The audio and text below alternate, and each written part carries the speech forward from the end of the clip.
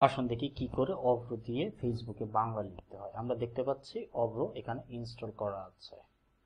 আচ্ছা, এটা হচ্ছে ফেসবুকের একটা স্ট্যাটাস বক্স। আমরা যদি স্ট্যাটাস বক্সে কিছু লিখতে চাই তাহলে কি করতে হবে? বাংলা লিখতে চাই স্ট্যাটাস বক্সে, প্রথমে সিলেক্ট করলাম, কার্সর দেখা যাচ্ছে, উপরে দেখেন ইংরেজি নামের একটা বাটন আছে, এর উপরে যদি ক্লিক করি তাহলে এটা বাংলা হয়ে গেল। এখন আমরা এখানে বাংলা লিখতে পারবো, আমরা বাংলায় লিখছি। ঠিক আছে। আচ্ছা, এখন বাংলা লিখতে লিখতে যদি আপনার মনে হয় যে এখানে একটু ইংরেজি লেখা প্রয়োজন, তাহলে কি করতে হবে? আবারও দেখতে পাচ্ছেন এখানে সিলেক্ট করা রয়েছে, এখানে ইংরেজি লেখা হবে, ইংরেজিতে ক্লিক করলাম, we are writing in English. আচ্ছা, এখন কথা হচ্ছে যে বারবার কিবোর্ড মাউস দিয়ে এখানে ক্লিক করাটা তো একটু মুশকিল।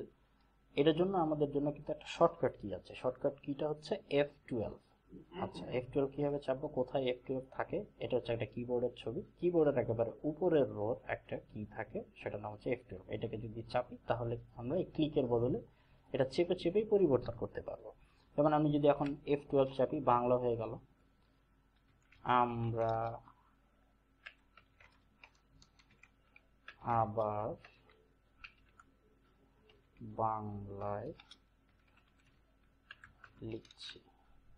আবার যদি F12 চাপি, ইংরেজি হয়ে গেল, we are writing in English again। এভাবে করে আপনি অভ্র দিয়ে ফেসবুকে বাংলায় এবং ইংরেজিতে লিখতে পারবেন।